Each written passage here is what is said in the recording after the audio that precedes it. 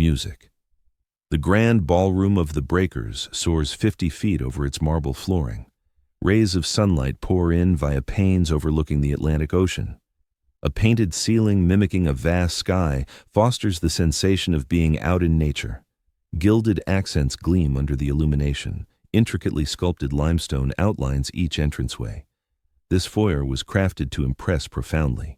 Even after more than 100 years, it still achieves that effect. The Breakers stands as one of numerous opulent residences erected by the Vanderbilt clan from the 1880s through the dawn of the 1900s.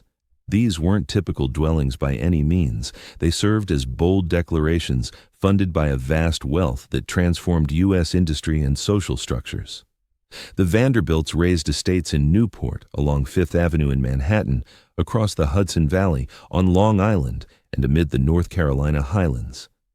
Every property embodied a unique interpretation of opulent riches potential. Certain ones fueled rivalries in high society.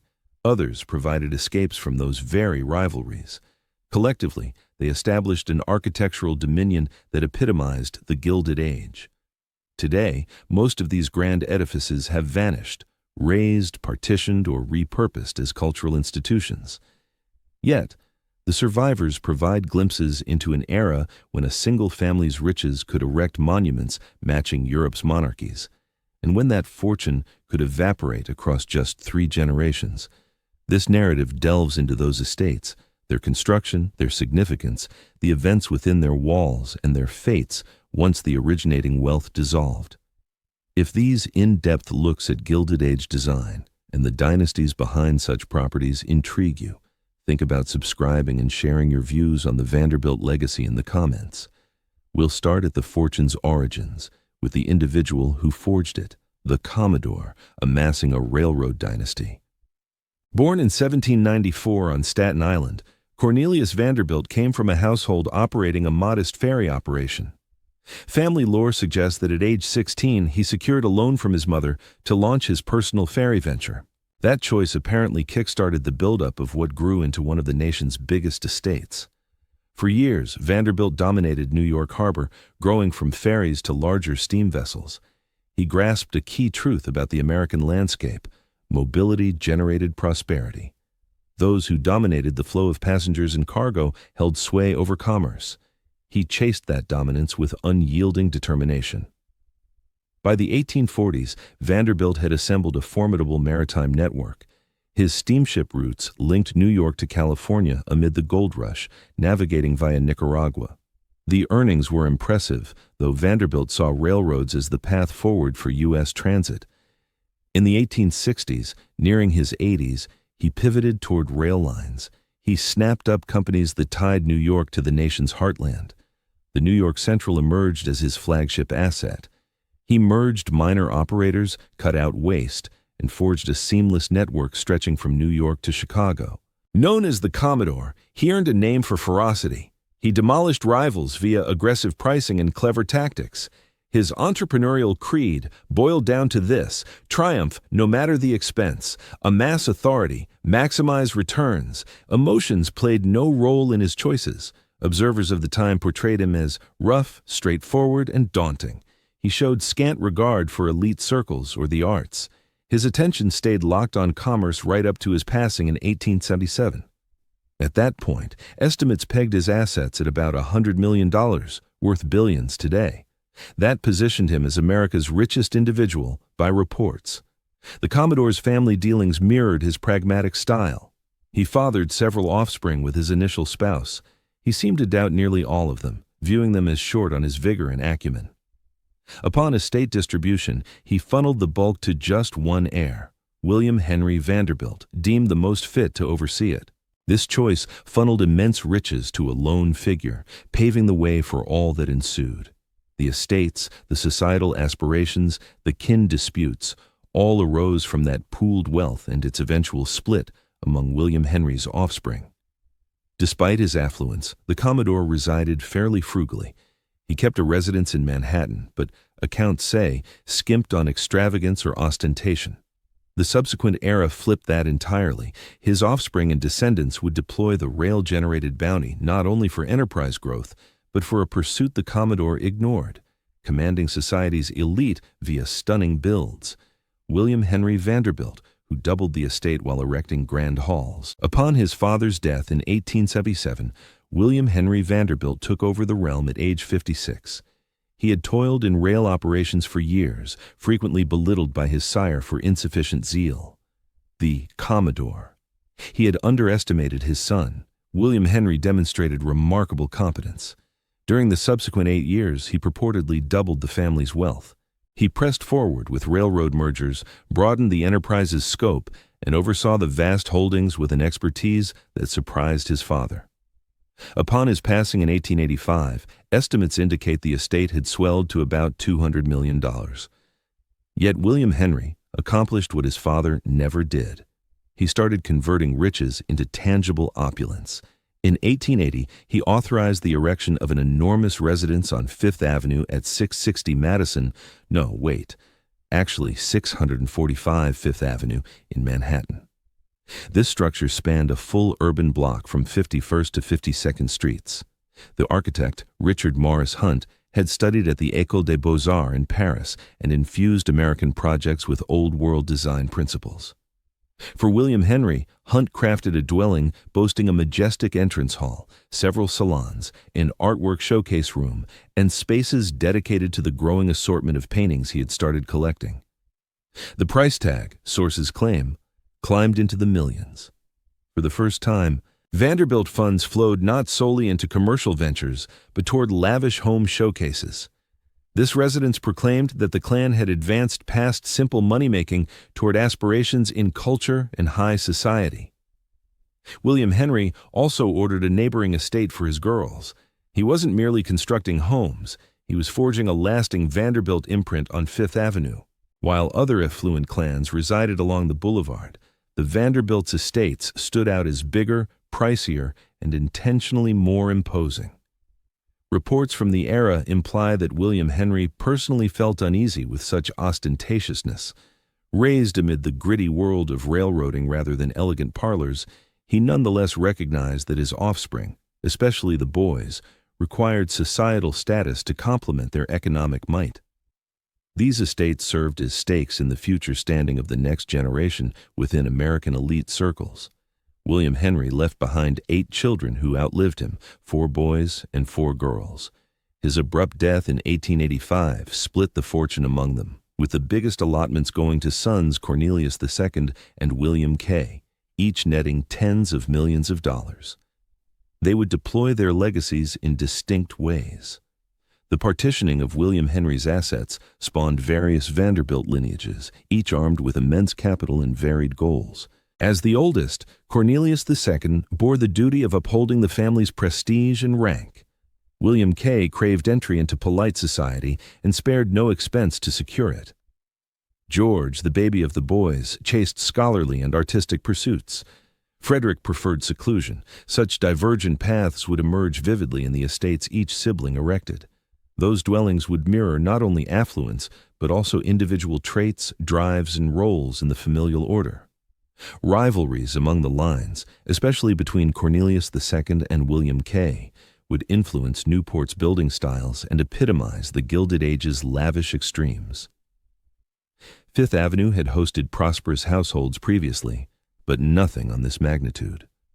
The Vanderbilt influx reshaped the avenue into an American echo of a continental avenue lined with chateaus. Rival clans, whether daunted or motivated, commenced raising their own majestic abodes in proximity. The rivalry that later flared more intensely in Newport ignited right there, around the foundational Vanderbilt properties. Fifth Avenue, the Vanderbilt Palace Row.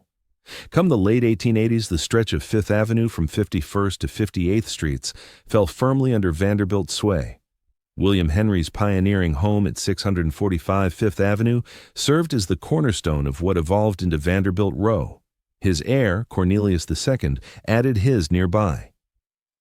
William K. opted for the opposite side. Clustering such family riches on mere blocks marked a New York novelty.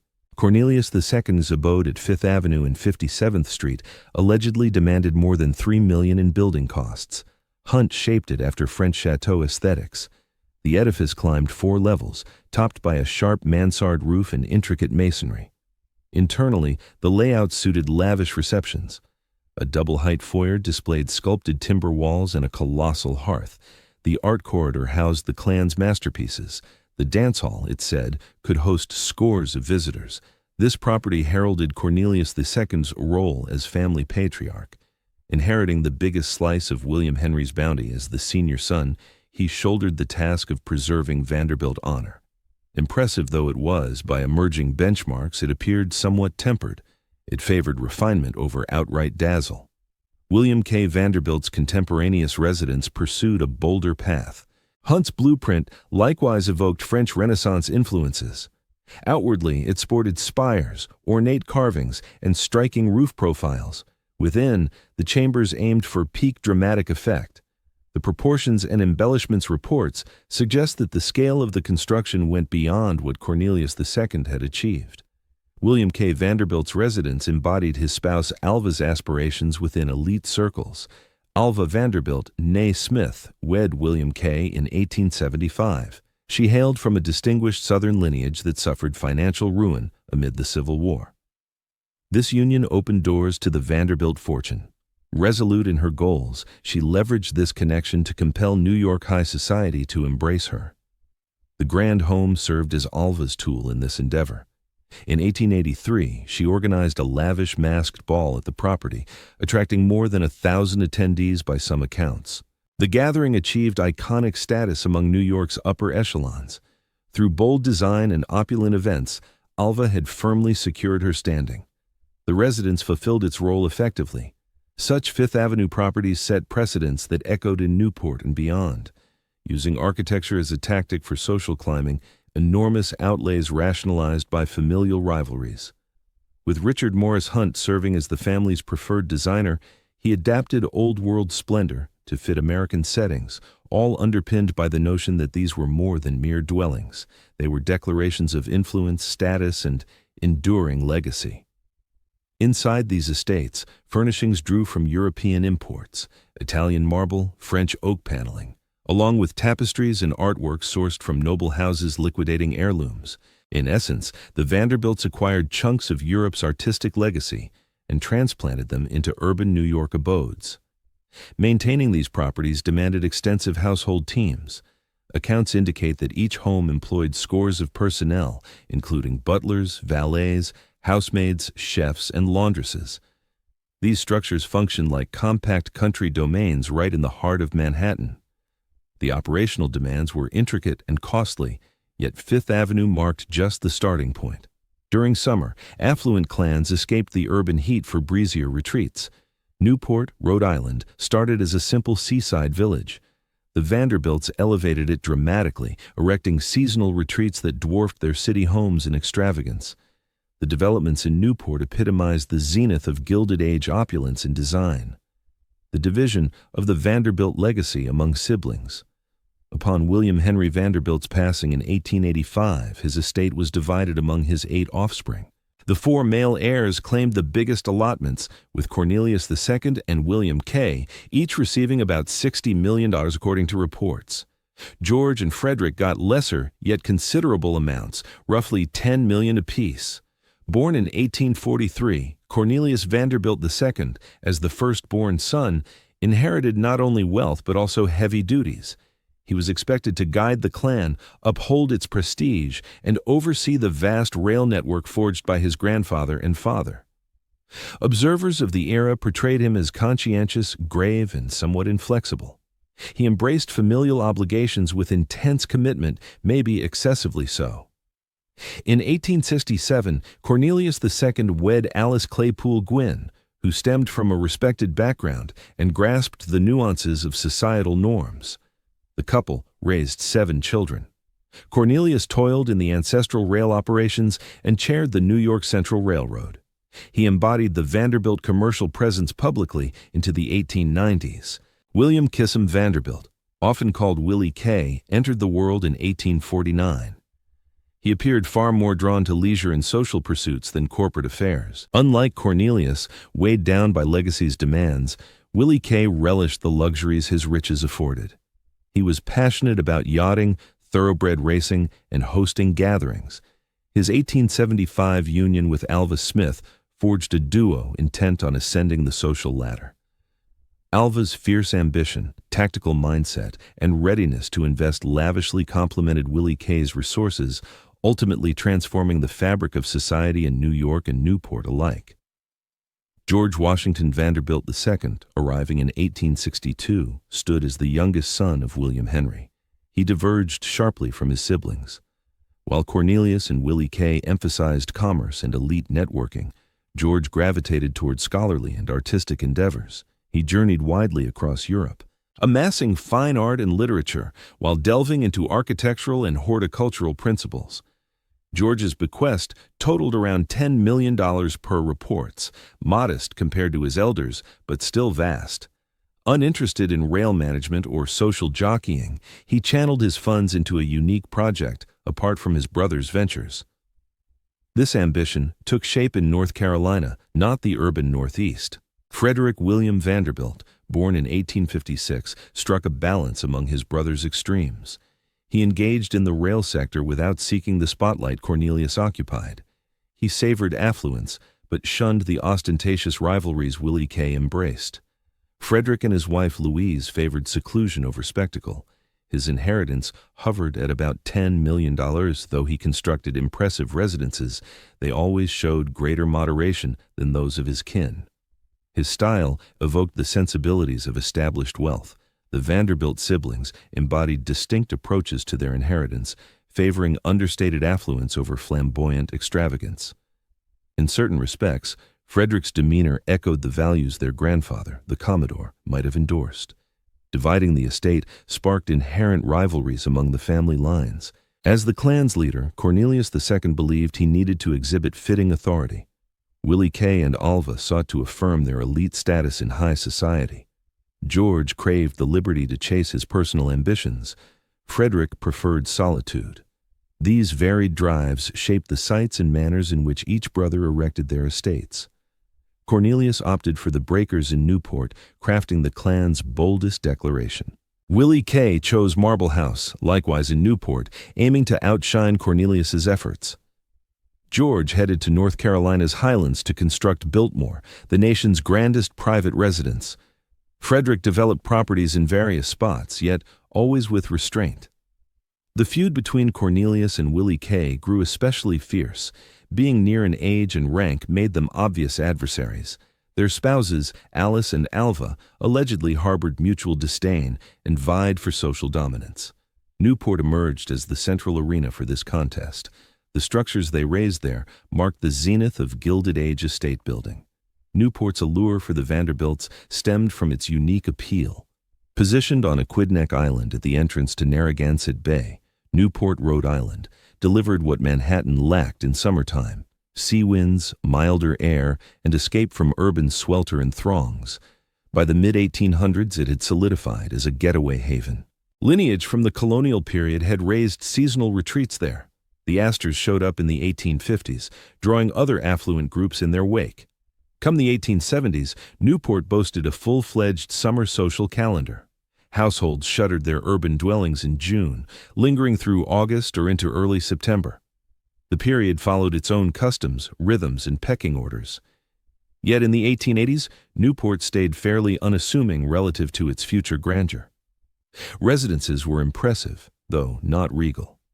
Dubbed summer cottages, these were spacious timber-framed edifices geared for balmy season ease.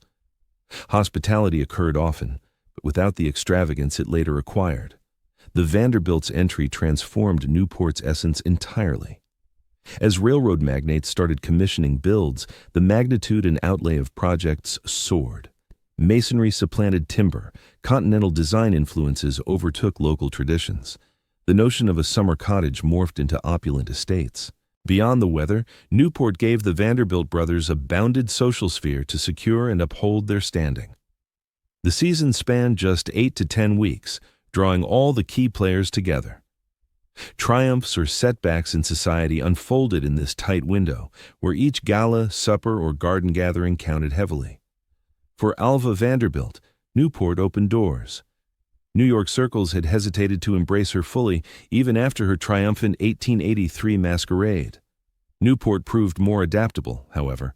Its vacation vibe, seasonal abodes, and focused social whirl fostered chances for those ready to invest boldly and host sumptuously. The setting itself was striking. Ocean Avenue and Bellevue Avenue traced the shoreline, granting stunning vistas of the Atlantic. Land there fetched top dollar. Affluent clans jostled for prime spots, superior panoramas, and striking entrances. Terrain played a key role. A property's placement amid piers conveyed one's societal rank. In the 1890s, Newport's elite functioned under the sway of Mrs. Caroline Astor. The spouse of William Backhouse Astor, Jr., she had positioned herself as the judge of proper circles. Her endorsement held weight. Her rejection could shatter aspirations. Though loaded, the Vanderbilts remained upstarts in old money eyes. They required validation from lines like the Astors. This tension demanded more than riches. The ideal residence, the perfect gatherings, the proper alliances, all had to synchronize. Newport turned into the venue where such factors might unite or unravel. For outfits like the Vanderbilts, selecting the perfect estate in the optimal spot with the finest designer turned into a vital tactic. The showdown between Cornelius II and Willie K. Vanderbilt would redefine Newport utterly. Their antagonism drove building expenses and design aspirations to heights that astonished even Gilded Age observers. Rival households eager to match or avoid seeming lesser raised their own escalating marvels. By the mid-1890s, Newport scarcely recalled the humble retreat of 10 years prior. Richard Morris Hunt, the architect behind Vanderbilt's iconic structures, entered the world in 1827 in Vermont.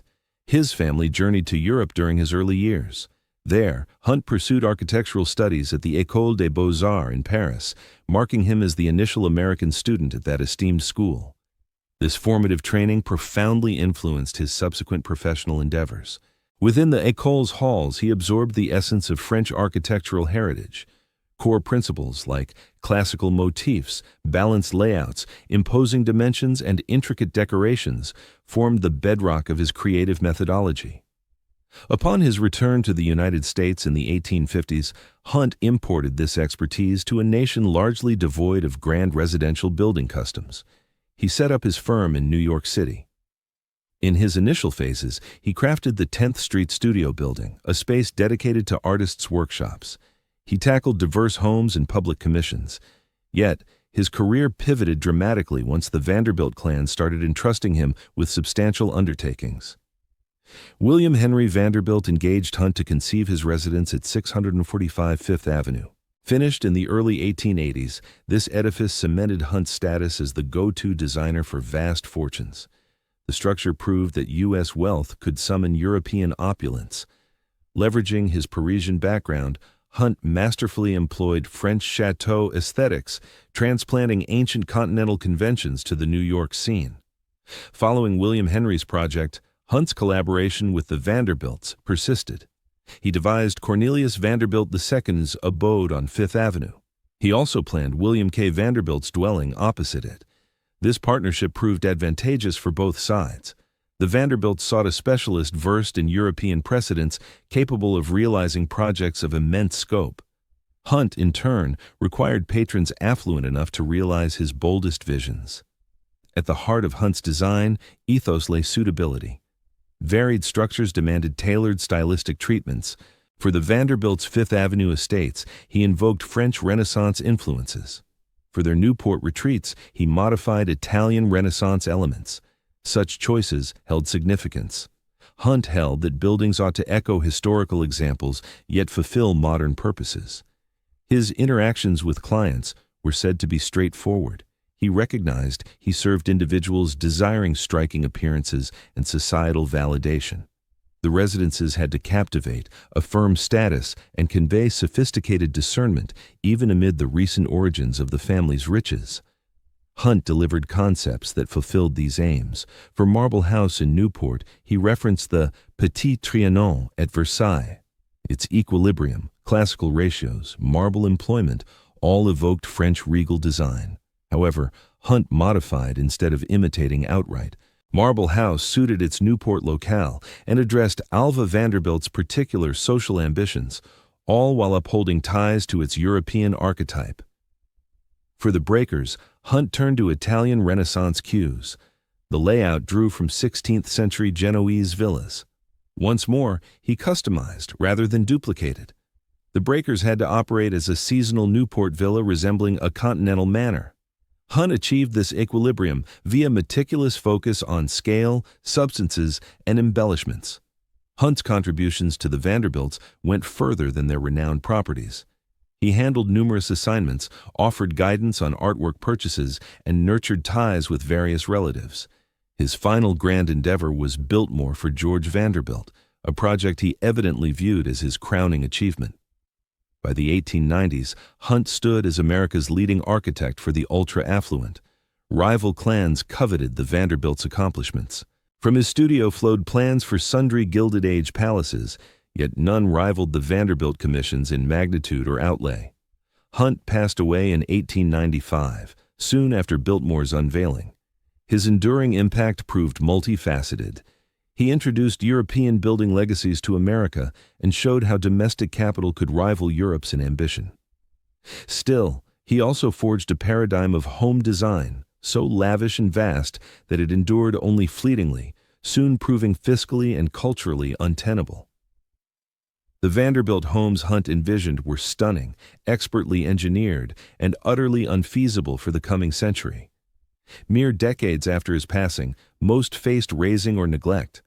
Hunt fashioned structures for an era too transient to sustain, edifices tailored to a degree of opulence and hierarchy destined to crumble from its extravagance. Marble House, Alva's tool in society's battles. In 1892, William K. Vanderbilt presented his spouse Alva with a birthday gift. Marble House, a Newport estate said to have cost $11 million. This was Hunt's creation, erected on Bellevue Avenue overlooking the sea. Its facade gleamed in white marble. Inside, it boasted greater quantities of marble, gilded accents, and lavish detailing than likely any U.S. private dwelling. Alva harbored clear objectives for Marble House. She desired a residence that it compelled the elite circles of Newport to recognize her status. While the Fifth Avenue residence had made its mark, Newport remained the territory of Mrs. Caroline Astor. Alva required a structure of such magnificence, such lavish expenditure, and such architectural prominence that it demanded attention and couldn't be overlooked or belittled. Hunt rose to the challenge. Marble House took inspiration from the Petit Trianon at Versailles, yet surpassed its prototype in opulent materials. The facade's marble originated from quarries, said to have furnished stone for ancient Greek wonders. Inside, the entryway boasted walls of yellow marble and a ceiling illusionistically depicting an expansive blue sky. The gold room, crafted as Alva's receiving area, gleamed with gold leaf adorning almost every inch. The dining space showcased pink marble accented by intricate bronze accents. The Gothic chamber displayed medieval-inspired furnishings, complete with Alva's self-designed coat of arms, despite her lack of genuine aristocratic heritage. Each space underscored the identical theme. This residence embodied riches and refinement that rivaled or outshone those of European nobility. Its proportions were intentionally imposing. Guests approached via a massive front portal that demanded considerable effort to swing open. The marble surfaces evoked solidity and endurance. The gilded elements, sparkling crystal fixtures, and imported pieces all amplified the declaration. Alva had established her presence, and this abode confirmed it. Beyond its role in elevating social rank, Marble House fulfilled everyday functions. It incorporated cutting-edge mechanical features, including full electrical wiring, central heating, and bathrooms supplied with hot water on demand. The kitchen and support quarters, while not as lavish as the entertaining areas, were thoughtfully equipped and streamlined for operation. Despite its regal appearance, the property functioned effectively as a home. Yet its primary intent stayed rooted in societal influence. Alva leveraged Marble House for hosting gatherings on an unprecedented scale in Newport. She organized sumptuous dinners, galas, and garden soirees. Invitations to Alva's affairs allegedly served as a barometer of one's position in society. Turning down such an offer implied either insufficient prominence to merit inclusion or the imprudence to offend Newport's most affluent entertainer. The expensive marble house stunned a community already inured to excess. At $11 million during the 1890s, the figure was staggering. That amount might have constructed whole districts or established lasting foundations, yet it manifested as a seasonal retreat occupied for maybe 8 weeks annually. The extravagance itself conveyed the essence. Alva illustrated that Vanderbilt fortunes operated at a level far beyond the means of other clans. Marble House also posed a direct provocation to Cornelius II. As the senior son and family patriarch, Cornelius had constructed a respectable but unremarkable retreat in Newport. His prior dwelling on the future breakers' grounds was sizable, yet constructed of wood, typical of the period's local estates. Alva's marble edifice rendered Cornelius's home seem modest by comparison. The long-standing tension between Alva and Alice Vanderbilt, Cornelius II's spouse, had apparently been building for some time. Each aspired to claim the mantle of premier Vanderbilt matriarch. Marble House provided Alva a decisive edge. Alice and Cornelius would have to counter. They needed to erect a monument that reaffirmed Cornelius's authority as lineage leader and showcased their lineage's unmatched resources and sophistication. Their rebuttal would materialize as the breakers. Prior to Cornelius devising his retort to Marble House, destiny stepped in. In late 1892, flames razed his current Newport residence. The blaze seemed unintentional, likely sparked by a faulty heater or wiring issue. Though no grave harm came to occupants, the building was irretrievably gone. This catastrophe offered Cornelius both motive and chance to erect a far more imposing edifice than he had envisioned. He engaged Hunt. He opted for stone over timber, and he crafted a manner that would eclipse even Marble House, cementing irrevocably that Cornelius Vanderbilt II reigned as the family's undisputed chief. The breakers. Cornelius II's riposte. The inferno that consumed Cornelius Vanderbilt II's initial Newport villa in late 1892 opened a pivotal window. What once stood as a sturdy yet ordinary getaway could now evolve into an emblem of unparalleled grandeur. Cornelius had to address Marble House. The disaster furnished him the rationale to construct on a magnitude that would decisively resolve the debate over which Vanderbilt faction commanded dominance. Cornelius enlisted Richard Morris Hunt. Fresh from finishing Marble House for Willie Kay and Alva, the architect now tackled a vaster project for the clan's foremost figure. The intent rang unmistakable. Whatever Hunt had fashioned for Willie Kay, he would amplify for Cornelius. For the breakers, Hunt pivoted to new inspirations. Unlike Marble House's nod to French palaces, this one evoked Italian Renaissance estates, especially Genoese palazzi from the 16th century. The shift proved calculated. Cornelius avoided mimicking Willie Kay's vision. Instead, he forged an entirely fresh visual language, one that highlighted the design of the breakers prioritized grandeur and endurance, surpassing the ornate flourishes of marble estates. Building work started in 1893. The project timeline, according to reports, was squeezed into about 2 years, a remarkable speed for such an immense edifice. The location offered vistas of the Atlantic Ocean from several angles. Almost all principal areas within the residence afforded sea panoramas. The terrain amplified the building's imposing presence. Architect Richard Morris Hunt incorporated fire-resistant features throughout the breakers. The fiery loss of the initial cottage shaped all choices made. This replacement would employ stone and brick for its framework. Steel beams bolstered the overall build. Wood was scarcely used anywhere. Even ornamental details relied on non-flammable substances as much as feasible. Cornelius Vanderbilt II resolved that no mishap would ever ruin this dwelling. Its proportions dwarfed every prior structure in Newport. Accounts indicate the mansion boasted 70 rooms spread over various levels. The base covered a vast area. It towered 4 stories high above the surface, plus subterranean service areas. All measurements were crafted to awe and dominate. Hunt recruited skilled workers from Italy to handle the intricate embellishments. The finesse demanded expertise scarce in the United States at the time. These Italian experts sculpted stone, molded plaster accents, and fitted marble across the interior. The laborers resided right there on the property amid the work. forming a makeshift village focused on erecting Cornelius's opulent domain. Supplies arrived from global sources: marble out of Italy, alabaster from Africa, exotic timbers from diverse lands. The procurement effort was without parallel. Vessels carried parts that crews then hauled to the location and assembled with expert precision. Coordinating these deliveries proved intricate and costly. Estimates for the breaker's price tag differ, but reliable figures point to roughly $7 million, equivalent to over $200 million today.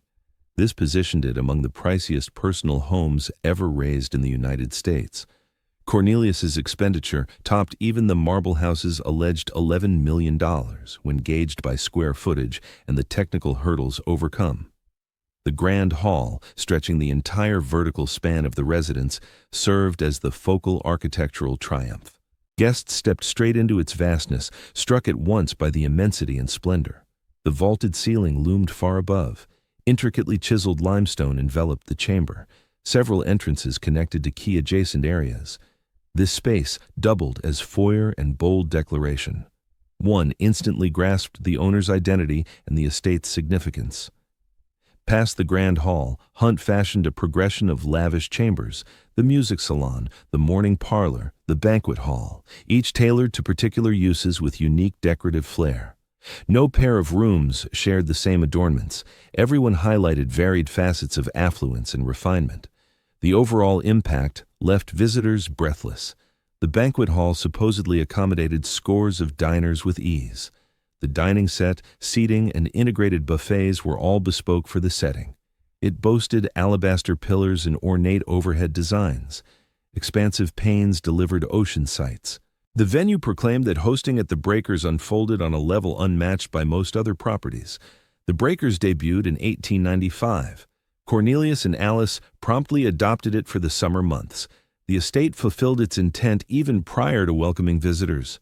Newport's elite all recognized the statement the Breakers made. Cornelius Vanderbilt II had erected the nation's finest palace. The contest with Oliver Belmont concluded. Marble House shone brightly, yet the Breakers reigned unmatched. Existence in Newport's grand estates, the seasonal rhythm. Newport's summer period generally spanned from late June to August, occasionally lingering into early September. In that span, affluent clans shuttered their urban homes and shifted complete entourages to coastal retreats. The relocation demanded elaborate planning. Personnel, furnishings, wardrobes, provisions, all ferried over. Even seasonal cottages needed constant upkeep, fully manned though occupied merely a handful of weeks each year. The Breakers, by reports, demanded 30 to 40 servants during peak times. Valets, attendants, housemaids, chefs, laundresses, groundskeepers, drivers, each performed defined roles in a strict chain of command. The property ran like a self-contained manor, replete with its inherent administrative layers. Routines at estates such as the Breakers and Marble House adhered to time-honored customs. Early hours stayed somewhat secluded. Relatives could take breakfast in private quarters or modest eating areas. Later mornings opened up for pursuits. The shoreline, while not for Victorian-era bathing, offered spots for strolls and mingling. Midday ushered in more formal gatherings. Garden soirees emerged as prime social highlights. Alva Vanderbilt gained fame for lavish alfresco affairs at Marble House.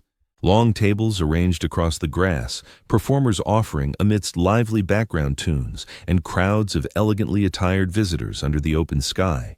These occasions blended spectacle with connections. Status in society got both built and upheld by thoughtfully managing attendance, seating arrangements, and interactions. Evening meals stood as the key gatherings. During the bustling summer months at the Breakers, Alice Vanderbilt organized opulent suppers several times weekly. The grand dining hall, featuring its alabaster accents and expansive table setup, hosted sizable groups for multi-course feasts, each demanding distinct patterns of china, silverware, and crystal. Attendants, skilled butlers adhering to strict customs, handled the serving. Such meals often stretched on for hours. The feud between Alice and Alva unfolded in part via these affairs. Each lady entertained often, each poured out fortunes generously, each oversaw guest rosters with precision. Securing a spot at a supper in the Breakers or Marble House carried real weight. Showing up at both in one season signaled your prominence within Newport's elite circle. The contest allegedly delved into minor aspects. Should Alva present an especially lavish sweet course, Alice had to outdo it next time around. If Alice entertained a notable European noble, Alva sought out an even grander figure. This rivalry persisted relentlessly, wearily, and seemed utterly earnest to the pair. Outside of intimate suppers, the Newport calendar featured dances. These grander spectacles demanded far greater planning. The Breakers' array of parlors could hold throngs of attendees, with live orchestras, twirling partners, sumptuous blooms, and non-stop bubbly. The evenings extended deep into the wee hours and sparked chatter for days to come. Excelling at throwing such a dance might solidify or boost one's standing for the whole summer. The gentlemen's pursuits varied a bit from the ladies. Sailing dominated the social scene for Newport's men. Willie K. Vanderbilt dove deeply into boat competitions. The New York Yacht Club held a firm foothold there. Fellows passed their mornings and afternoons afloat, competing or mingling aboard their crafts before heading back for nighttime functions. The immense riches needed to sustain this existence proved staggering. The residences alone ran into millions. Running them briefly each year piled on hefty recurring costs. Wages for household help, upkeep, and hosting expenses all mounted up. Clans such as the Vanderbilts funneled vast sums just to dwell in these spots seasonally and vie for social dominance. Yet the Breakers and Marble House symbolized more than family one-upmanship. They embodied the height of a unique take on American opulence, the notion that fortunes from industry could forge an enduring elite class. That cash could secure not merely dwellings, but lasting prestige handed down through lineages. Newport during the 1890s captured that ideal at its flashiest and most vulnerable peak. These mansions relied on the surrounding societal framework to thrive. Absent the ritual cycles, fixed rankings, and vast workforce ready to serve these clans, the estates couldn't run as planned. Places like the Breakers and Marble House called for more than funds. They needed a full ecosystem built to uphold such personal splendor. That ecosystem was starting to shift, even if the inhabitants hadn't quite grasped it. The financial and cultural shifts destined to render these setups unviable were gaining steam. Still, in the mid-1890s, right in the heart of Newport's whirl of soirees, galas, and rivalries, any looming downfall felt distant and improbable. Rough Point embodied Frederick's more subdued style. As Cornelius and Willie K. vied via ever more imposing designs, their sibling Frederick William Vanderbilt chose another route. He constructed in Newport too, yet his method echoed distinct principles and temperament. His property, Rough Point, conveyed affluence minus the bold ostentation seen in the Breakers or Marble House. Frederick wed Louise Anthony Torrance in 1878. Louise added considerable assets to their union. Her dad had thrived as a trader. Blending Frederick's Vanderbilt legacy with Louise's lineage, wealth left them fabulously rich, even among Vanderbilts, though they showed scant appetite for societal sparring. Rough Point perches at Newport's southernmost edge, somewhat apart from the cluster of properties lining Bellevue Avenue. The spot alone hinted at a wish for separation from the hub of Newport's social buzz. Frederick and Louise craved sea vistas and ample land, yet shunned immersion in the cutthroat scene. The dwelling adopted an English country house aesthetic, diverging from the French or Italian inspirations that architect Richard Morris Hunt applied to other Vanderbilt sites. The Architecture. The architectural decisions highlighted varying emphases within the family. Structures like English manor homes pointed to the lifestyle of established landowners, evoking a sense of traditional affluence and ease instead of opulent palace-like splendor. Its size was impressive, yet restrained. Rough Point stood as a spacious residence, not an imposing landmark. Accounts from the time indicate that Frederick maintained a subdued demeanor. Although he contributed to the family's railroad enterprise, he shied away from the prominent position Cornelius occupied. He seemed to favor solitary hobbies over vying for social prominence. Louise evidently aligned with his inclination toward seclusion. As a pair, they fashioned an existence where their fortune supported ease and protection rather than climbing the social ladder. Rough Point embodied such values. It featured up-to-date amenities. The interiors were tastefully furnished for comfort, though observers noted a reduced focus on lavish exhibitions. The gatherings hosted by Frederick and Louise at Rough Point were more intimate compared to the lavish affairs at the Breakers or Marble House. Think cozy suppers instead of grand galas, and carefully chosen invitees over massive crowds. This mindset positioned Frederick as somewhat of an outlier among his siblings, in contrast to Cornelius, who shouldered the burdens of legacy, and Willie Kay, who relished the thrill of societal rivalry. Frederick sought only relaxation and solitude. His riches afforded him that freedom. He could construct on a generous scale without engaging in one-upmanship. He engaged with Newport's elite circles without seeking to overshadow them. The differences between Rough Point and the Breakers, both erected by Vanderbilt siblings in that compact coastal community over the same period, revealed the diverse ways fortunes could shape buildings and lifestyles. From the same lineage and financial wellspring came entirely distinct designs and social strategies. Frederick's more restrained method offered a counterpoint to the era's bold ostentation, even if it exerted minimal sway on Gilded Age norms. Following Frederick's passing in 1938, Rough Point gradually left Vanderbilt ownership. In the 1950s, Doris Duke, the tobacco heiress, acquired the estate. She preserved and adapted the property, residing there for many years. Duke's extended stewardship ensured that Rough Point remained mostly unchanged, sparing it the fate of numerous other Newport mansions that faced demolition or major overhauls. These days, Rough Point functions as a museum. It displays its Vanderbilt heritage alongside Duke's subsequent residency. Exploring Rough Point offers a distinct atmosphere from touring the Breakers. The proportions feel more approachable. The opulence is toned down. The residence conveys affluence channeled into personal enjoyment rather than bold declarations. Frederick's handling of fortune and design embodied an alternative route for the Gilded Age, one it mostly overlooked. His choice of discretion over spectacle, ease over rivalry, failed to characterize the period as vividly as the Breakers and Marble House did. Yet Rough Point's endurance implies that his philosophy might have proven more enduring. The home that avoided intimidation has endured beyond many that pursued it. Idle Hour, the expansive Long Island domain of William K. Vanderbilt. Vanderbilt's aspirations reached far beyond Newport. Although Marble House solidified his status in Rhode Island's upper echelons, he also cultivated impressive holdings on Long Island. Idle Hour, his Oakdale property, exemplified another facet of Vanderbilt extravagance and design aspirations. By the late 19th century, Long Island had grown attractive to affluent Manhattanites. It provided seaside proximity and room for vast properties, all while staying reasonably accessible to the city. The South Shore area, home to Oakdale, drew clans seeking expansive lands and leisure pursuits. Willie Kay acquired acreage in Oakdale and directed the building of Idle Hour. The grounds reportedly spanned considerable waterfront territory.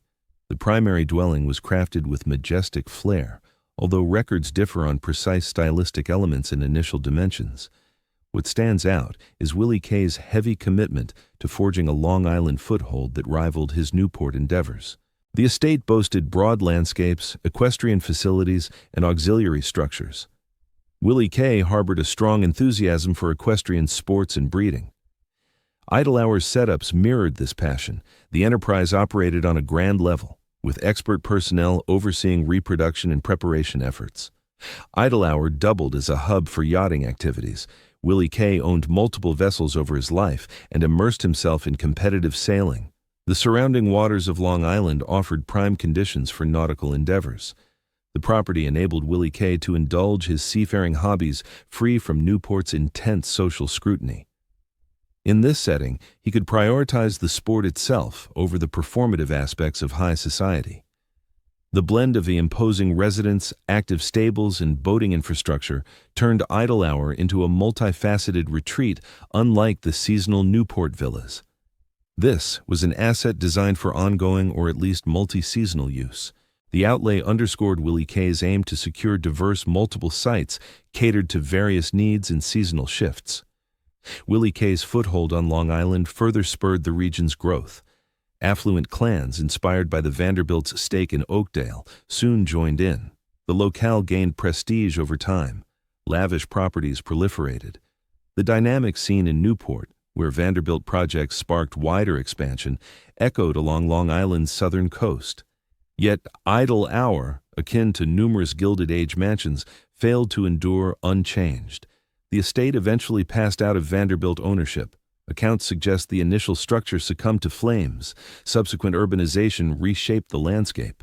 Vast personal domains fragmented into smaller parcels. The Long Island familiar to Willie K vanished amid 20th century suburban sprawl. Idle hour's demise mirrors a larger trend. Whereas Newport's sturdy chateaus persist as public exhibits, countless timber-framed retreats on Long Island and beyond fell to demolition, infernos, or partition into obscurity. The built heritage stands piecemeal. Structures may have vanished, but the societal and financial dynamics they embodied retain profound historical weight. Willie K's array of properties, Marble House in Newport, Idle Hour on Long Island, the Fifth Avenue residence, embodied a peripatetic, opulent existence. These dwellings saw use on a rotational or sporadic basis. The family shifted among them in sync with elite calendars and individual whims. Such fluidity demanded vast fortunes. Every site required upkeep, personnel, and steady funding, irrespective of occupancy. This pattern epitomized the zenith of Gilded Age affluence. The capacity to sustain diverse, ornate homes, each tailored to particular roles, showcased wealth surpassing that of prior American eras. Willie K's portfolio of estates highlighted the Vanderbilt fortune's evolution from the Commodore's more restrained household just a few decades prior. George Vanderbilt, the bookish sibling. George Washington Vanderbilt II, arriving in 1862, ranked as the last son of William Henry Vanderbilt. When George reached maturity, the Vanderbilt traditions of fortune and conduct were firmly set. His elder siblings vied in commerce and high society. George, however, charted a wholly distinct course. Observers of the era portrayed him as erudite and refined. He devoured literature, amassed volumes, mastered tongues, and roamed Europe to immerse himself in artistry and design. While his brothers fixated on rail lines and status climbs, George chased erudition and artistic elegance.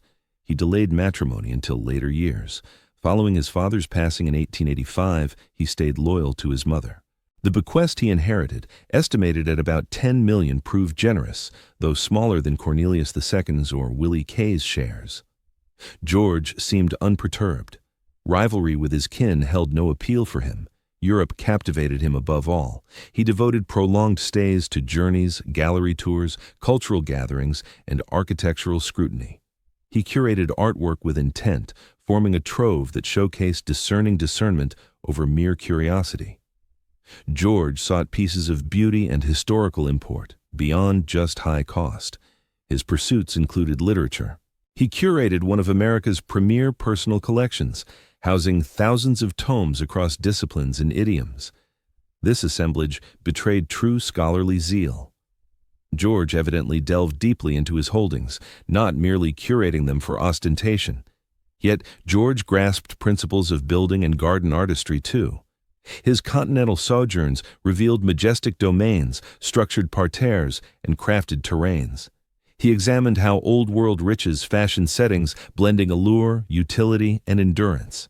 These insights would deeply shape his future creations. By the closing years of the 1880s, George started scouting parcels for his envisioned domain. He shunned Newport's competitive whirl and New York's city limits. He craved expanse, seclusion, and scenic splendor. His quest drew him to the ridges of western North Carolina. Asheville during the 1880s amounted to a modest hill settlement, famed chiefly for its healthful atmosphere. The vicinity drew sufferers from lung conditions like tuberculosis. The elevation and fresh breezes were deemed restorative, yet the spot remained remote, underdeveloped, and distant from bustling hubs. George, it's said, toured Asheville in 1888 alongside his mother. The rugged scenery struck him at once. This offered room for an unparalleled endeavor. This provided inherent charm, needing little modification. This ensured the solitude he prized. George commenced acquiring acreage. The breadth of his holdings proved remarkable. George Vanderbilt, put together roughly 125,000 acres in the rugged terrain surrounding Asheville. forming what amounted to a secluded domain of his own. Inside this vast expanse, he had the freedom to construct and shape the landscape precisely according to his ideals, free from interference by neighbors or societal judgments. George's conception for the estate that would evolve into Biltmore stood in stark contrast to the creations of his siblings. While the Breakers and Marble House aimed to dazzle high society, entertain guests, and solidify status, George pursued a different path.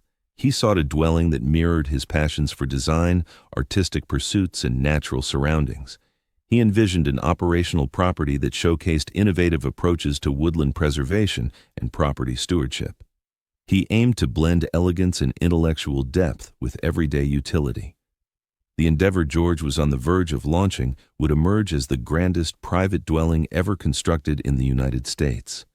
Yet, it would also represent, in many ways, the most intimate manifestation of Vanderbilt affluence. In contrast to his brother's efforts to outshine and flaunt, George crafted to fulfill his personal dream of how fortune might shape enduring legacy. This distinction shone through in every facet of Biltmore's architecture and functionality, constructing Biltmore, the nation's biggest private mansion. George Vanderbilt engaged Richard Morris Hunt to architect Biltmore. Hunt, familiar with Vanderbilt standards and means from collaborating on his siblings' ventures, grasped the family's ambitions. However, George's directive diverged from those for the Breakers or Marble House. He desired an authentic chateau rather than a mere vacation retreat. He envisioned a structure suited for all-season living as a true abode, not just a temporary display. Hunt took cues from the chateaux of France's Loire Valley, especially the Chateau d'Euilly. The aesthetic drew from French Renaissance principles, highlighting balance, intricate roofing, and seamless harmony between the building and its environs. The magnitude was without parallel. Hunt planned a residence boasting an estimated 250 rooms spread over several levels. Work commenced in 1889.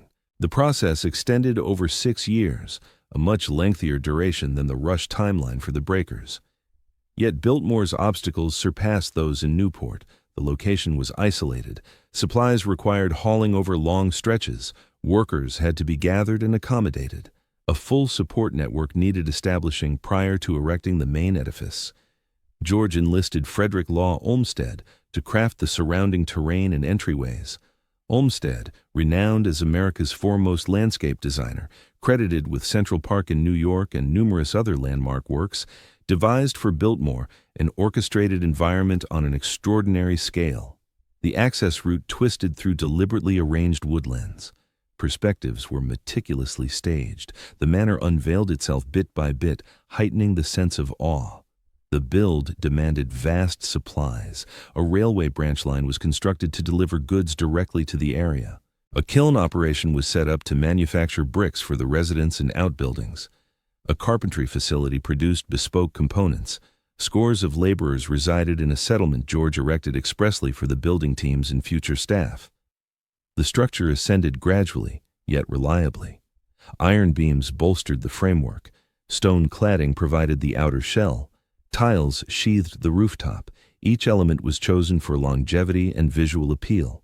George desired a legacy home that could endure for generations, akin to the historic European manors he had explored. The inner areas received comparable meticulous planning. A towering foyer spanned several floors. The main stairway displayed intricate sculpted ornamentation. The reading room, intended for George's literary holdings, featured tiered shelving spanning thousands of linear feet. The dining chamber could host expansive, elegant meals. Each space fulfilled distinct roles while enhancing the estate's cohesive elegance. George incorporated advanced amenities everywhere: power from the property's dedicated generator, radiant warmth distribution, private lavatories with heated water flow, an advanced sprinkler network, and intercom lines linking various sections. Biltmore fused state-of-the-art innovations with its chateau charm. The property also boasted uncommon features for U.S. homes: an underground bathing area, a 10-pin lane, an exercise room, and glassed enclosures with exotic foliage. These elements echoed George's continental schooling and his goal of forging a fully independent domain where kin could thrive in any climate or time of year. Estimates of the expense vary, but accounts indicate the outlay climbed to about $6 million, comparable to more than $150 million today. This positioned Biltmore among the costliest private homes ever erected. But George wasn't vying for prestige. He was forging a lasting sanctuary and a functional domain that would illustrate forward-thinking principles of terrain oversight. Olmsted planned more than ornamental landscapes. He persuaded George to adopt scientific forestry methods throughout the vast lands of the property. The woodlands were to be handled responsibly, with careful selective logging and methodical replanting. This method marked a groundbreaking shift for the United States. Olmsted enlisted G. Ford Pinchot, who would go on to serve as the inaugural head of the U.S. Forest Service, to direct the forestry efforts. The property ran like an intricate enterprise. Agricultural fields yielded crops for sustenance. Creameries churned out dairy products like milk and cheese. An expansive conservatory network cultivated vegetation and blooms throughout the seasons. The timber management spanned thousands of acres. A settlement accommodated laborers and their kin. Biltmore mirrored the operations of a medieval European fiefdom. It formed a mostly independent economic entity under one family's oversight. Biltmore debuted in 1895, even as construction on assorted property initiatives persisted for subsequent years. George had fashioned a singular achievement in American design. Neither a seasonal retreat nor a city mansion, it embodied a genuine rural domain on a continental scale, tailored to the nation's context. The residence illustrated how Vanderbilt fortune could foster enduring elegance and stability beyond mere fleeting opulence. Within Biltmore lay an autonomous realm. Biltmore served more as an integrated estate system than a mere dwelling. George Vanderbilt's ambition stretched past mere structural splendor to establishing a functional domain that showcased forward-thinking resource stewardship and notable independence. Everyday activities engaged hundreds of individuals across thousands of acres. The forestry initiative lay at the heart of George's aspirations. Guided by G. Ford Pinchot, the property applied cutting-edge forestry techniques largely unfamiliar in America then. Rather than total deforestation, trees underwent targeted removal. Renewal efforts guaranteed woodland renewal. The aim centered on perpetual harvest groves that could supply lumber endlessly, all while safeguarding environmental balance. This strategy proved transformative. Forestry in 1890s America generally meant stripping all worthwhile timber and abandoning the site. George's commitment to enduring woodland oversight reflected his scholarly passions and his belief that Biltmore would stay within the family for generations. He crafted it for longevity, not immediate gains. The property sustained various agricultural ventures. Dairy facilities supplied milk, butter, and cheese. Kitchen gardens furnished vegetables. Fruit groves bore produce. Animal husbandry encompassed cows, hogs, and fowl. The objective was maximal autonomy for Biltmore.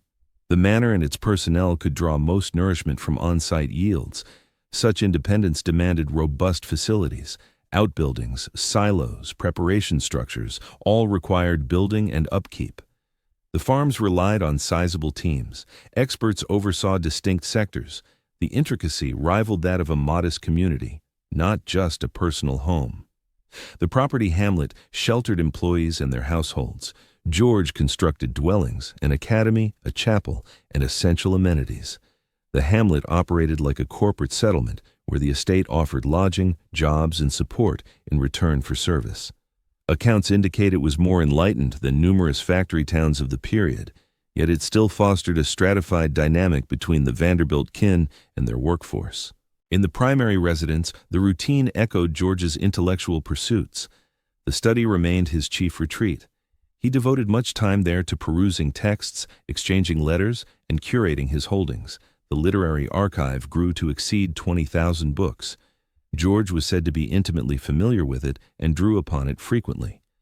The residence also hosted gatherings. George wed Edith Stassen Dresser in 1898. Edith hailed from a prominent lineage and grasped social norms, though she seemingly aligned with George's inclination toward seclusion rather than fervent social whirl. As a pair, they received guests at Biltmore, yet on a modest level compared to the lavish Newport chateaus. Feasts in the dining chamber, multi-day soirees, but avoiding the grand galas and non-stop receptions typical of Newport's warm months, the residents demanded a hefty crew to function. Records point to about 80 personnel at Biltmore in its heyday. Valets, attendants, housekeepers, chefs, stewards. The culinary team alone comprised multiple hands. The scope of household management neared that of grand urban homes, despite Biltmore's quieter demeanor.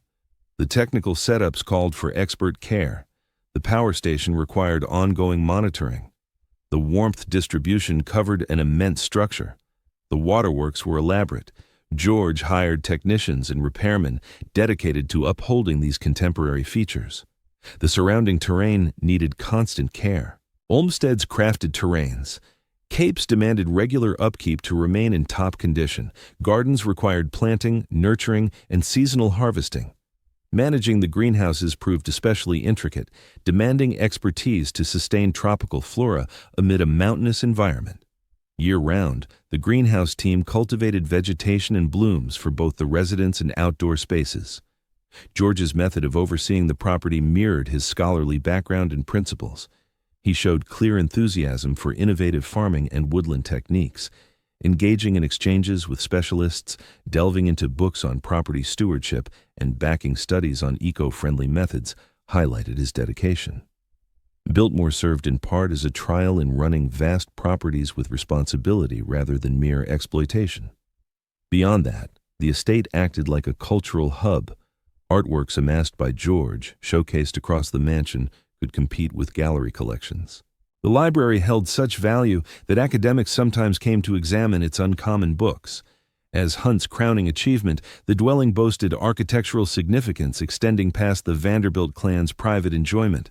Yet, Biltmore also exposed the constraints of the era's most forward-thinking ambitions during the Gilded Age. Sustaining it involved massive continuous costs. Self-reliance was only partial, far from total. Contemporary amenities and property functions steadily drained supplies. The entire setup relied on the Vanderbilt wealth persisting at a scale robust enough to fund activities. George seemed to grasp these hurdles well.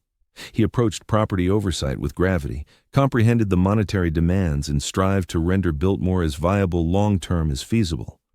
Still, the core financial realities loomed large.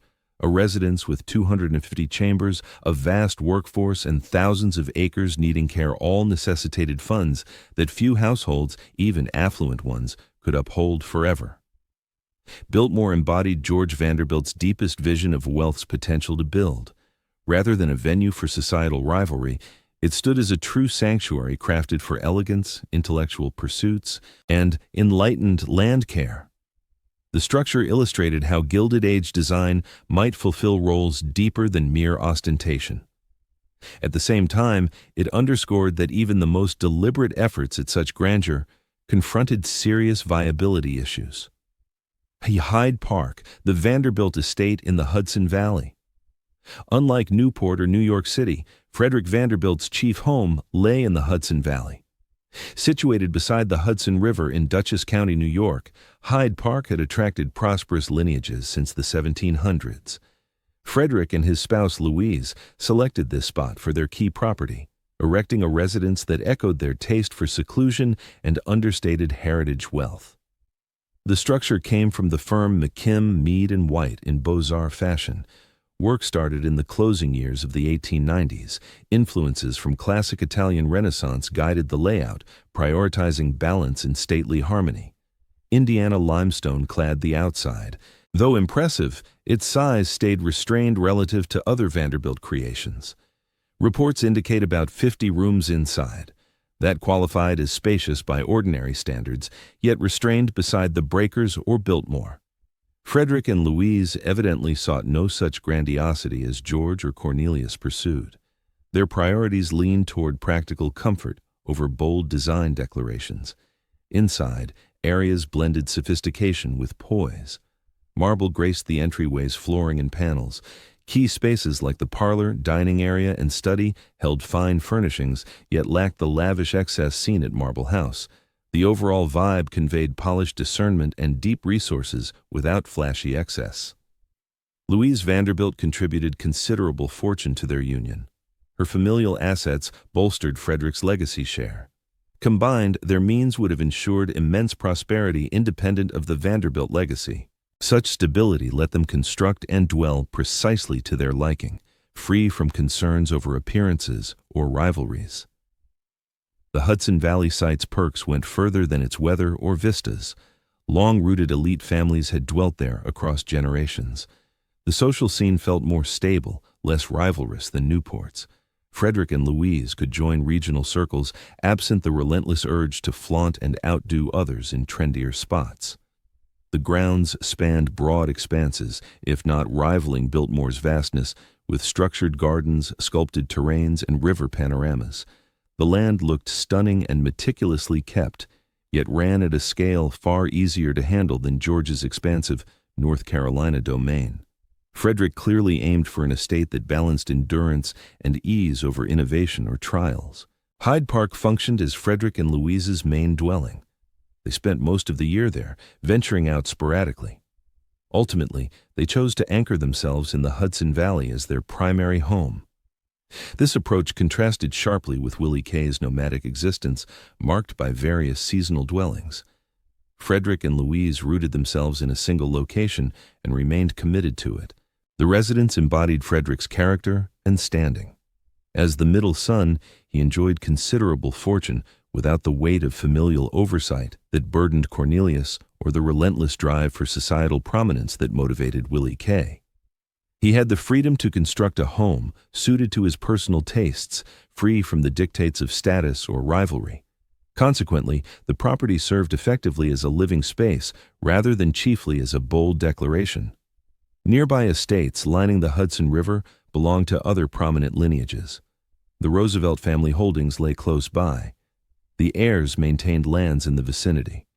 The dense clustering of affluence along the waterway fostered a distinct social milieu, one less transient than Newport's, more grounded, with greater emphasis on estate stewardship and regional matters over pursuits of nationwide prestige.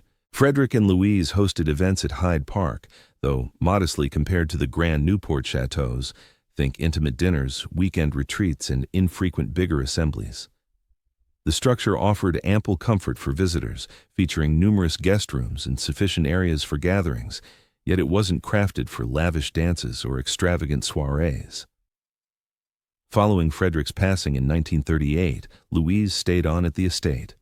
She is said to have tended to it meticulously, upholding his original design and artistic preferences. Upon her death in 1945, the site transferred to federal hands. It evolved into a National Historic Landmark, administered within the expansive Roosevelt-Vanderbilt National Historic Sites network. This governmental stewardship shielded Hyde Park from the fate that befell numerous Gilded Age mansions, demolition or fragmentation. Today, the building endures much as Frederick envisioned it. Strolling through Hyde Park evokes the subdued elegance of the Vanderbilt clan's more reserved offshoot. The dwelling exudes refinement, coziness, and solidity without excess grandeur. It conveys prosperity channeled toward personal enjoyment and stability, not ostentatious rivalry. Moreover, Hyde Park highlights the rapid shift of Gilded Age private domains into public assets. Just 7 years after Louise's demise, tours commenced. The shift from intimate abode to national treasure unfolded in under a decade. Such swift evolution underscored the utter vanishing of the era that birthed these grand homes. The Vanderbilt way of life, yachts, galas, and opulence, extended far beyond mere structures. The residences merely set the scene, but the true existence revolved around perpetual travel, sumptuous hospitality, and outlays that transcended mere construction. Grasping that mode of living clarifies the staggering expenditures and the inevitable downfall of the entire edifice. Owning yachts formed a cornerstone of Vanderbilt tradition, especially among the gentlemen. William K. Vanderbilt immersed himself in the sport. Throughout his years, he acquired several boats, each surpassing its predecessor in splendor. His yacht, the Alva, honoring his spouse, ranked among the era's grandest and priciest personal craft. Operating it demanded a complete staff, ongoing upkeep, and hefty fees whenever it ventured out. Yacht competitions turned into a fierce pursuit among elite circles. The America's Cup events sparked fervent attention. The Vanderbilts joined in frequently. Triumphs on the water elevated one's repute among equals. The blend of engineering expertise, physical prowess, and vast capital needed turned yachting into a quintessential Gilded Age diversion, accessible only to the supremely affluent at the elite tier. Yet, yachts fulfilled roles beyond contests. They offered secluded transit. The Vanderbilts employed them to journey between holdings, embark on leisurely voyages, and stage opulent onboard affairs. Essentially, a yacht acted as a mobile palace, delivering seclusion and extravagance amid relocation. For clans with abodes scattered across cities and nations, such private flotillas proved practical, exorbitant though they were. The legendary dances and receptions entailed expenses that stunned even then contemporaries. Accounts of Alva Vanderbilt's fetes at Marble House describe preparations spanning weeks. Lavish adornments reshaped already lavish interiors. Ensembles of musicians were engaged. Exotic dishes were crafted or sourced abroad. Lodging for out-of-town attendees required orchestration. A lone night's revelry might tally tens of thousands of dollars. The masquerade events stood out for their extravagance. Attendees bespoke attire running into thousands per piece. These occasions morphed into dramatic spectacles where affluent dynasties vied via ever more intricate garb and displays. While the galas advanced social aims, forging ranks and bonds, this opulence knew no bounds. The expenditure on just one garment was enough to sustain an entire blue-collar household for several years. The Vanderbilts kept vast collections of attire suited to various events and times of year. During the Gilded Age, ladies' attire demanded several full ensembles each day. Outfits for the morning, afternoon, tea time, dinner, and formal balls. Every ensemble came with matching accessories, jewels, and hair arrangements. The outlay for apparel by itself was immense. Alva Vanderbilt allegedly poured vast amounts each year into her attire, treating it as vital armor for her social battles. Journeys were commonplace and lavish. The Vanderbilts shuttled among their estates based on seasonal customs and individual whims. They wintered on Fifth Avenue, summered in Newport, and spent prolonged stretches in Europe. Every relocation involved hauling not only the household, but also servants, baggage, and provisions. The arrangements were intricate and pricey. Trips to Europe fulfilled several aims, enriching culture, collecting artworks, and forging ties with aristocratic Europeans. The Vanderbilts lingered overseas for long durations, frequently leasing grand estates or owning fixed homes there. Following her split from William K. Vanderbilt, Alva later acquired a chateau in France and resided there for many years. Hosting went far beyond Newport and New York.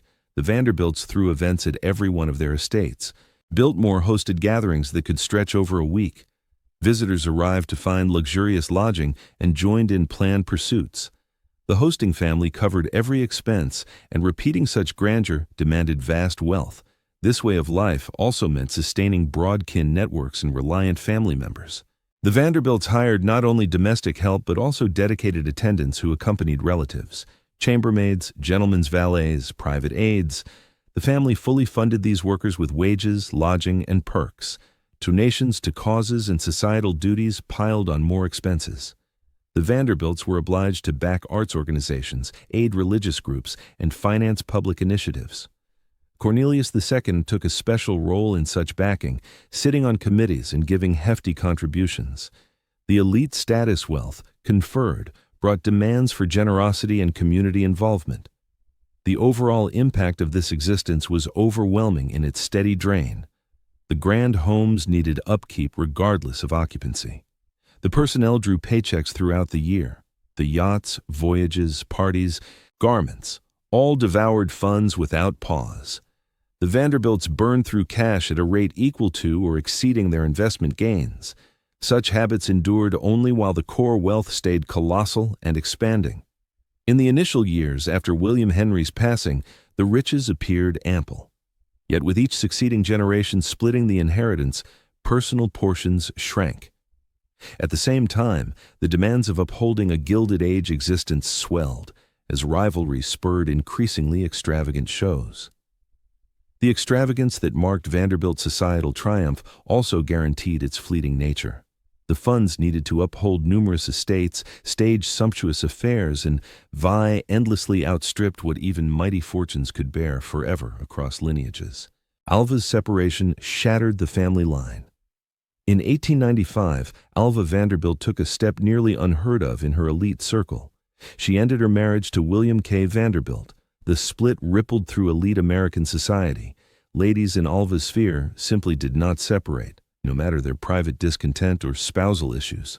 The backlash was seen as ruinous. Alva pushed forward regardless. The cited reasons were mistreatment and infidelity. William K. seemingly did not oppose the case.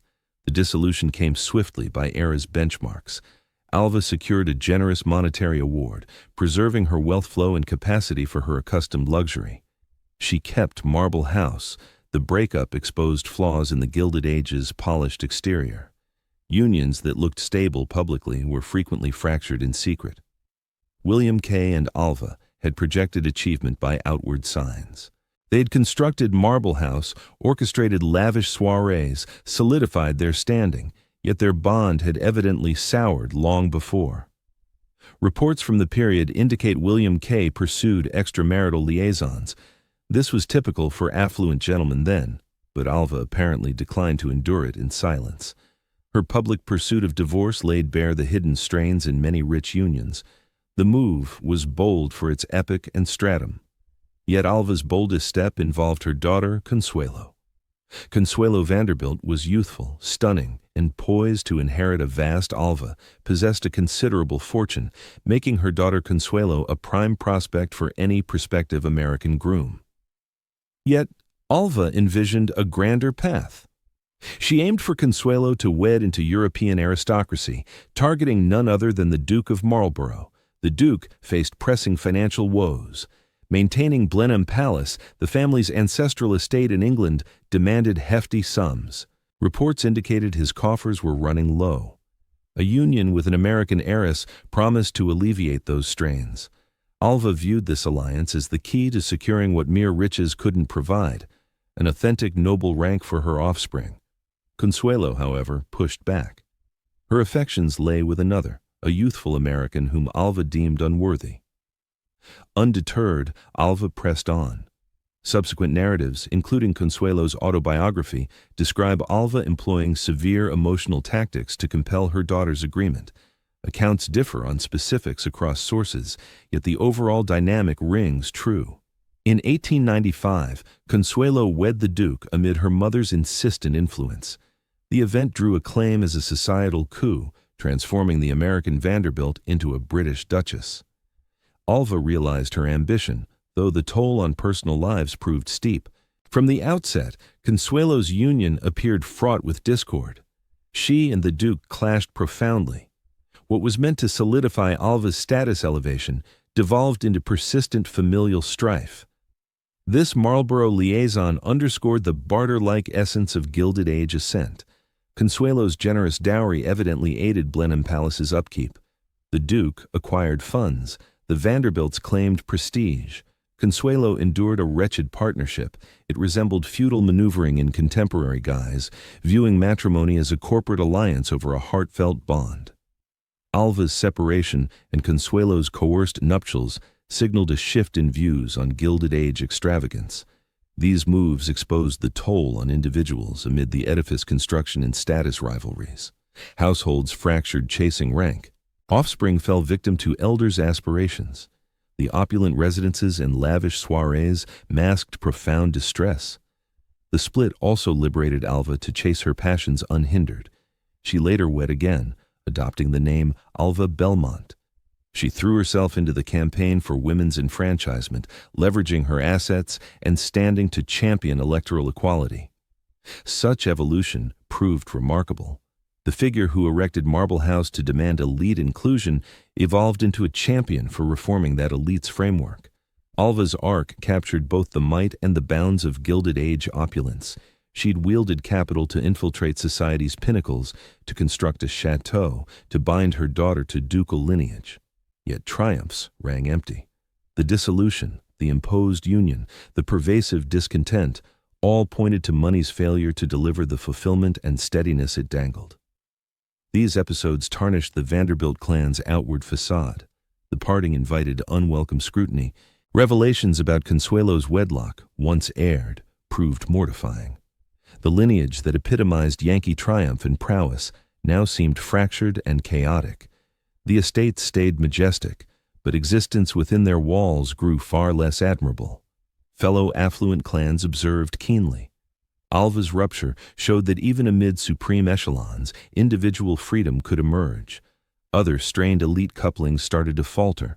The notion that status demanded facades at any intimate expense started to erode. Alva shattered a threshold, albeit with heavy tolls to self and kin. The moment mattered greatly. Her divorce aligned with the breaker's final touches and Biltmore's debut. Vanderbilt's architectural zenith overlapped with their starkest familial uproar. The disparity was pronounced. The structures evoked endurance, solidity, hereditary glory. The rift laid bare transience, turmoil, domestic rupture. World War I heralded the decline's onset. The global clash ignited across Europe in 1914. The U.S. held off involvement until 1917, yet the conflict's ripples swiftly altered domestic norms. For clans like the Vanderbilts, ensconced in lavish abodes that relied on vast retinues and endless outlays, the strife sparked shifts rendering their mode untenable over time. The war sparked workforce deficits. Youths who once served as valets or gardeners enlisted or shifted to lucrative munitions factory roles. The cadre of domestics, vital for running palatial homes, dwindled.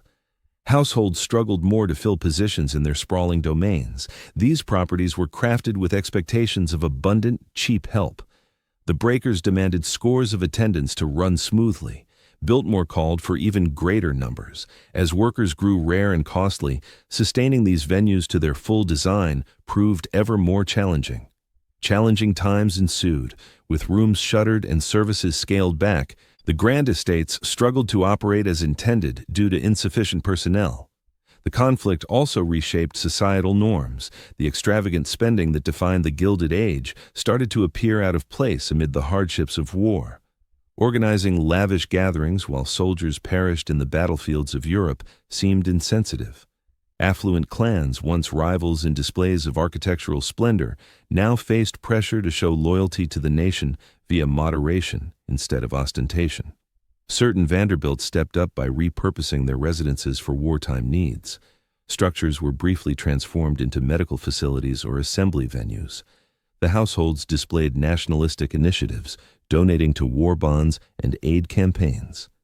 Yet these efforts failed to mask the underlying conflict. These estates embodied the extravagant and rivalrous ideals of the pre-war era, which grew ever more passé. Fiscal regulations transformed sharply in the war's wake and beyond. The national authority required funds to support armed forces. Personal levies, previously mild, surged upward. Inheritance duties were newly imposed. Abruptly, upholding and bequeathing vast riches turned burdensome. Assets once thought impregnable now confronted risks from state levies. The duo of elevated duties and diminished yields from investments strained household budgets. The palatial homes shifted from costly yet feasible to outright fiscal liabilities, fueling vast interiors, upkeeping sprawling landscapes, compensating shrunken yet costly retinues. All drained funds quicker than prudent placements could replenish them. The succeeding wave of Vanderbilts started pondering the practicality of sustaining these properties. The builders of the breakers and similar marvels had passed away or grown elderly. Their offspring, who took over the assets, frequently held contrasting principles and monetary realities. Numerous opted against upholding their forebears' opulent lifestyles, regardless of their means. The Fifth Avenue residences endured a special strain. Property prices in Manhattan soared. The terrain beneath Vanderbilt dwellings outvalued the edifices atop them. Builders proposed hefty offers for the sites. The financial rationale for divesting proved irresistible, even to kin inclined to retain family legacies. The war hastened societal shifts brewing for some time. The strict class divisions of the Gilded Age had already softened.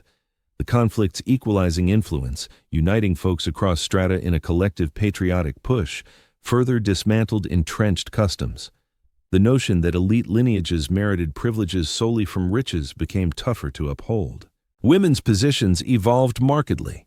The campaign for voting rights triumphed, granting females suffrage in 1920. Ladies once limited to societal roles within Gilded Age estates now sought schooling, professions, and civic involvement. Personalities such as Alva Vanderbilt Belmont, who constructed Marble House to ascend socially, redirected their wealth toward reform causes. The rise of automobiles altered perceptions of travel and proximity. Newport's elite status, partly rooted in its remoteness, faded as vehicles eased access to the area. The allure of seasonal retreats waned with better mobility. The clustered elite community that sustained Newport's scene started to fragment. The ban on alcohol, starting in 1920, altered leisure habits further. The sumptuous suppers and soirees typical of Newport's warm months often revolved around fine wines and bubbly. The prohibition failed to halt indulgence among the rich, but it rendered public imbibing unseemly. The hospitality that warranted constructing castle-like abodes grew more intricate. By the dawn of the 1920s, the landscape had altered profoundly since the erection of the breakers and Marble House. The structures endured structurally sound, yet the cultural and monetary frameworks propping them up suffered grievous blows. The war didn't instantly dismantle the Gilded Age's opulent home life, but it sparked a downturn that gained momentum in subsequent years. Riches dissipate. From founder to paupers in 3 lineages, the Commodore perished in 1877, leaving an estimated $100 million. His heir, William Henry, nearly doubled it to about $200 million by 1885. The wealth appeared impregnable, ample to nourish the dynasty forever, despite prodigal outlays. In just 90 years, come the 1970s, virtually none lingered under Vanderbilt control. The erosion unfolded steadily, not abruptly, stemming from intertwined elements over many years. The estate fragmented per generation. William Henry distributed his holdings to 8 offspring. Those heirs, in sequence, apportioned their portions among their descendants. Each split shrank personal allotments. What was once a vast consolidated inheritance, splintered into numerous modest estates, each considerable yet far from invincible.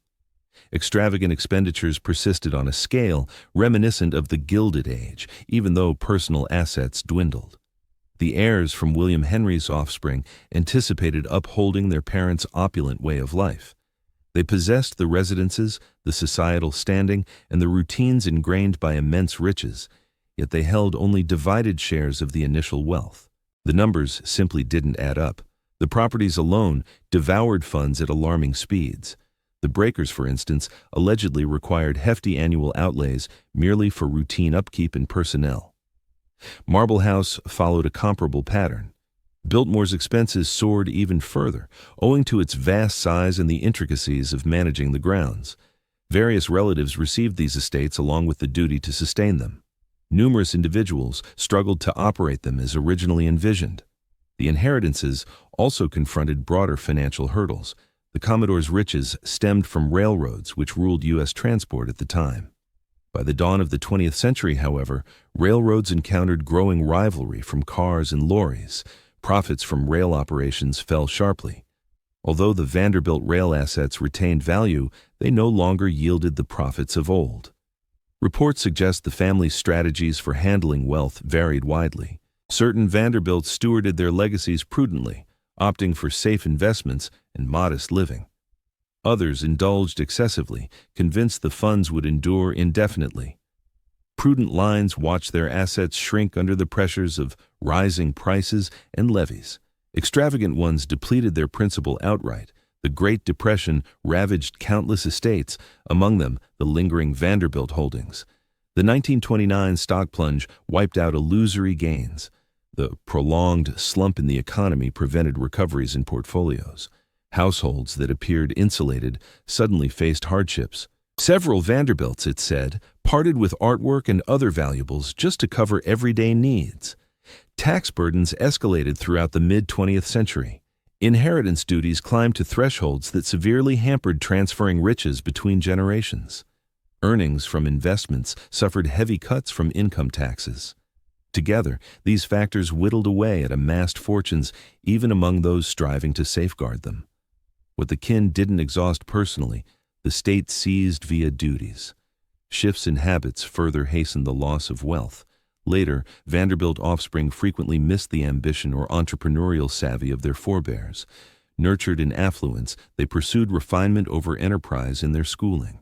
They anticipated comfort, but often wanted the expertise to create fresh income or adeptly oversee their legacies. Certain relatives pursued unwise deals, enterprises that flopped, risky bets that imploded, ties to shady counselors who pilfered or bungled resources. Issues that might ruin ordinary estates could likewise undermine grand ones if they recurred among many relatives over years. The grand homes turned from treasures into burdens. During the Gilded Age, possessing a chateau proclaimed triumph. By mid-century, holding such a sprawling abode equated to bearing a costly headache. Selling them proved challenging. Upkeep fees persisted irrespective of occupancy. Land taxes rose steadily. Repurposing for alternative uses was arduous. Many Vanderbilts ended up with abundant property but scant liquidity, clinging to lavish homes they couldn't sustain yet found hard to offload. In the 1970s, as writer Arthur Vanderbilt II examined the clan's monetary situation, he discovered no millionaire Vanderbilts left among the Commodore's straight-line heirs. The riches, once America's grandest and responsible for erecting more Palatines than any other U.S. lineage, had evaporated entirely in just 3 generations. Their narrative evolved into a warning on prosperity and its fleeting nature. At their zenith, the Vanderbilts projected indomitability. The edifices they commissioned evoked eternity. The lineage seemed etched in stone. Yet market dynamics, kin decisions, and societal shifts overwhelmed even the mightiest treasury. The opulence faded not via sudden ruin, but via gradual attrition, through division and outlays until naught survived. This trajectory echoed among other Gilded Age dynasties. Scarcely any of that period's colossal fortunes endured whole into the late 20th century. The frameworks of society and economy that upheld vast hereditary troves didn't last. The residences stand as testaments to bygone splendor, though the treasuries mostly dissolved. The enduring Vanderbilt estates now hold varied roles in the nation's heritage and scenery. Their trajectories reveal diverse roots for Gilded Age designs. Once the underpinning order crumbled, certain ones thrived as thriving exhibits. One persists. Many Vanderbilt estates passed into family control as commercial ventures, while others faded away, existing only in old photos and recollections. The Breakers attracts hundreds of thousands of guests each year, ranking it among the nation's top historic homes. This grand residence serves as the focal point for the Preservation Society's efforts in Newport. Funds from tours at the Breakers help sustain upkeep of additional sites. A structure once crafted for the eyes of an elite circle now finances the safeguarding of a whole historic area. Exploring the Breakers in the present day involves a guided and controlled journey. Guests stick to marked routes across the primary level chambers. Cords and partitions shield the decor and structural features. Attendants keep watch to prevent any contact or harm. The visit feels both awe-inspiring and a bit impersonal. One appreciates the vastness and splendor, yet struggles to imagine daily life within its walls. The property stays in pristine shape. The Preservation Society pours resources into continuous restoration. Stonework gets scrubbed and mended. Gold leaf receives renewal as required. Modernized heating and cooling systems maintain stable conditions to safeguard the interiors. In fact, the mansion might be in superior structural health today compared to the Vanderbilt era. Marble House operates equally well as a thriving exhibit site. The opulent gold chamber, the formal dining space, every area Alva crafted to dazzle guests continues to captivate. The on-site Chinese tea pavilion provides extra allure.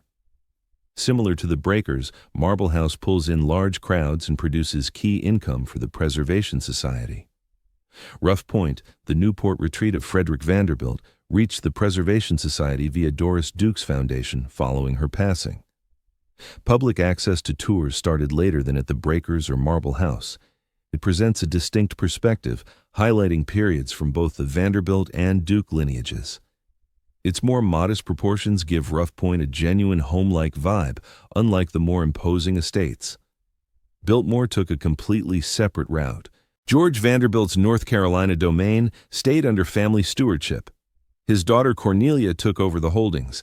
As financial strains rendered solo management unfeasible, the family launched visitor access in 1930. In contrast to the Newport properties, which were rented or gifted to heritage groups, Biltmore stayed a private enterprise. That choice yielded strong economic results. Biltmore evolved into a prime visitor spot, welcoming more than 1 million people yearly. Over time, the grounds grew to include a vineyard, lodging, eateries, and shops. The site produces considerable earnings, funding the care of the residents and landscapes while benefiting Vanderbilt heirs who retain ownership. Biltmore's strategy stands apart from the Newport method. The estate runs like a for-profit operation, not a charitable exhibit. This fosters unique motivations and guest interactions. Yet it shows that personal control can endure with enough scope and expert oversight to ensure viability.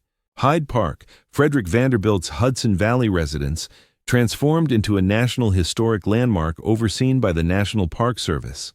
The home forms part of a broader ensemble that encompasses the adjacent Roosevelt properties. Government control guarantees enduring protection, though it subjects the site to public funding limits instead of self-sustaining through admissions. The estates that endured owed much to timely luck. The Breakers and Marble House gained from the Preservation Society's timely establishment. Biltmore persisted thanks to George Vanderbilt's blueprint for an independent domain, which built the framework for visitor activities. Hyde Park made it through federal commitment to conserving sites tied to influential U.S. lineages, though adaptation proved essential too. None of these residences operate as their architects planned. The Breakers no longer functions as a secluded seasonal getaway. Biltmore deviates from George's idea of a functional estate. They all embrace public access that their originators would find appalling. The designs endured by embracing purposes their makers couldn't foresee and probably would have spurned. The lost mansions barely leave echoes. The Fifth Avenue strongholds, Idle Hour on Long Island, and various other grand holdings all vanished. Certain locations bear plaques. Most offer no clues to their former glory. The destructions were so thorough that piecing together the past demands delving into records. The remaining houses fulfill varied roles in modern society. As visitor draws, they spark local economies. Their interpretive elements educate on building legacies and Gilded Age societal patterns. These grand estates embody the dynamics of American extravagance and disparity. They stand as testaments to skilled artistry and bold creative foresight. In truth, they encompass all these aspects at once, with their interpretations overlapping and occasionally at odds. Such properties prompt debates on preservation, what merits safeguarding, and for what reasons. Do structures born from stark inequities and labor abuses warrant acclaim or upkeep? Is it wise to allocate funds toward upholding icons of amassed riches? These dilemmas lack straightforward resolutions. The mansions linger in a delicate balance, evoking delight in their visual splendor, while stirring unease over the societal truths they embody. Yet these edifices endure, and their persistence carries its own significance. They serve as records of the pinnacle of U.S. prosperity. They caution against the fleeting nature of apparent stability. They illustrate the fusion of daring design and societal missteps. Their intricate heritages reflect the tangled tales of intricate lineages and a tumultuous time. For modern-day explorers, touring these homes elicits diverse reactions. Some are struck by the vastness and meticulous detailing. Others bristle at the opulence and divides they signify. Many just savor the elegance and majesty. The residences harbor sufficient depth to accommodate varied viewpoints. They are at once captivating and disconcerting, stunning and over-the-top, enduring and vulnerable. From the Breakers in Newport to Biltmore, amid the North Carolina hills, the Vanderbilt estates epitomized the zenith of American fortune. These dwellings showcase the feats achievable with vast capital, structures echoing the splendor of European chateaux, properties functioning like autonomous realms, environments crafted solely to dazzle and dominate. During a short span in the late 1800s and early 1900s, burgeoning industry erected tributes to its own glory throughout the U.S. terrain. However, these homes also highlighted the transience of riches. What once appeared invincible vanished in just 3 generations. The opulent way of life, dependent on numerous retreats and perpetual ostentation, failed to adjust to evolving markets and norms.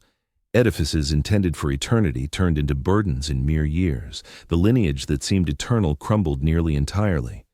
Those that persist convey this narrative more potently than the raised ones. The Breakers, welcoming sightseers, lays bare the chasm between Gilded Age dreams and the realities of the 1900s. Once meant for seclusion and elitism, it now invites the masses. This shift encapsulates the total demise of that era.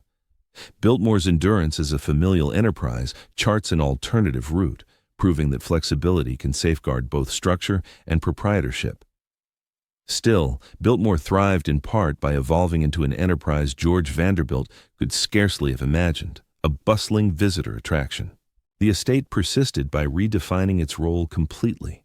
The torn-down palaces, especially those on Fifth Avenue, reveal that even the sturdiest builds proved ephemeral when finances shifted. Granite and marble offered scant defense against altered conditions. The constructions tumbled as swiftly as the empires that raised them.